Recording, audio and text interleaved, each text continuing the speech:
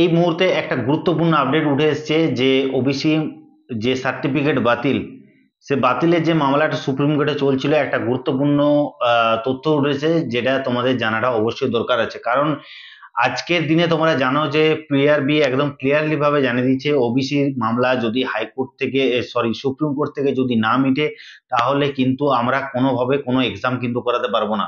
সেটা ডাব্লিউবিপি হোক, সে ডাব্লিউবিপিএসআই হোক, বা কলকাতা পুলিশের প্রিলিমিনারি এক্সাম হোক।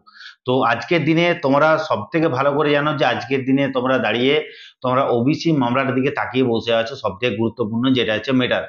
তো আজকে দেখো, একটা তোমাদের দুপুরবেলায় ভিডিও করে বানিয়ে বলেছিলাম যে তোমাদের আজকের কিছু হয়নি, বাস্তবেও কিছু হয়নি আজকে তোমাদের। কিন্তু আজকে তোমাদের এই ভিডিওটা কেন আমি বানাচ্ছি, কারণ একটা মিসআন্ডারস্ট্যান্ডিং হয়ে গেছিল, যেটা যেটা সুপ্রিম কোর্টের যেটা আমরা দেখছিলাম। তোমাদেরকে এখানে স্ক্রিনশট দেখাচ্ছি, তোমরা দেখতে পারবে।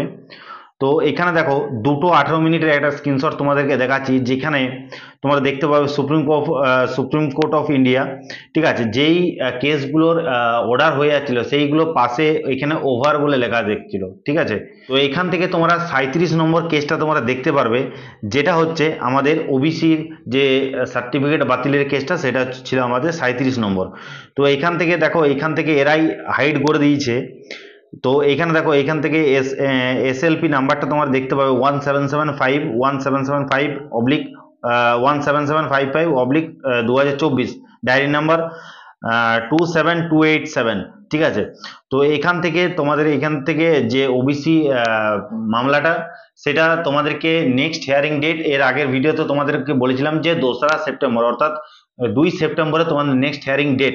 কিন্তু এখান থেকে তোমাদেরকে আজকের তোমাদের যেটা নেক্সট, আমি 5:30টার সময় 5:30-এ যেটা পিডিএফটা ডাউনলোড করেছি, 5:30-এ সেই পিডিএফটা তোমাদেরকে এখানে আমি পাশে দিয়ে দিচ্ছি, একটু দেখে নাও। এখানে দেখো দেওয়াই আছে, এখান থেকে তোমরা পুরো জিনিসটা দেখতে পাবে, লেখা আছে diary number 27287 2024, the state of West Bengal versus Amal Chandra Das, ঠিক আছে। ডায়েরি নম্বর এখানে দেওয়াই আছে। এখানে দেখো টাইমটা দেখো দেওয়া আছে যে 0459, অর্থাৎ 5টার সময় এটা কিন্তু আপডেট হয়েছে, ঠিক আছে। 5:30টার দিকে আমি এই পিডিএফটা ডাউনলোড করেছিলাম। এই পিডিএফটা দেখো এখানে কেস নাম্বারও দেওয়া আছে, ঠিক আছে। দেখো অনারেবল জাস্টিস এখানে দেওয়া আছে পারদেওয়াল, এবং অনারেবল জাস্টিস মনোজ মিশ্র, ঠিক আছে। তো এখান থেকে দেখো, এখান থেকে তোমরা tentative case may be listed, ঠিক আছে, লিস্টেড অন। তো এখান থেকে তারিখটা তোমরা দেখতে পাচ্ছ যে 9/9/2024, অর্থাৎ সেপ্টেম্বরের 9 তারিখে নেক্সট হিয়ারিং ডেট দেওয়া হয়েছে, ঠিক আছে। তোমাদের যেটা 2 সেপ্টেম্বর বলা হয়েছিল, সেটা মিসআন্ডারস্ট্যান্ডিং এর জন্য ওরাও একটা 2:30টার সময় 2:30 নাগাদ ওরা একটা পিডিএফ বার করেছিল, যেখানে একটা মিসআন্ডারস্ট্যান্ডিং হয়ে গেছিল ওদের। তো সেই জন্য তোমাদেরকেও আমি ভিডিওটা বানিয়ে বলেছিলাম। তো সেক্ষেত্রে এখানে এখন এই 5:30 নাগাদ যে পিডিএফটা ডাউনলোড হয়েছে, সেই হাইকোর্টের সুপ্রিম কোর্টের যে পিডিএফটা ডাউনলোড হয়েছে, সেই পিডিএফে আমরা দেখতে পাচ্ছি যে 37 নম্বর যে কেসটা, তার নেক্সট হিয়ারিং ডেট দিচ্ছে 9 সেপ্টেম্বর 2024, ঠিক আছে, কম্পিউটার গ্র্যান্টেড, ঠিক আছে। তো তোমরা এখান থেকে দেখতে পাচ্ছ সবকিছু এখানে দিয়ে দিয়েছি, তোমরা এখানে দেখে নেবে, ঠিক আছে।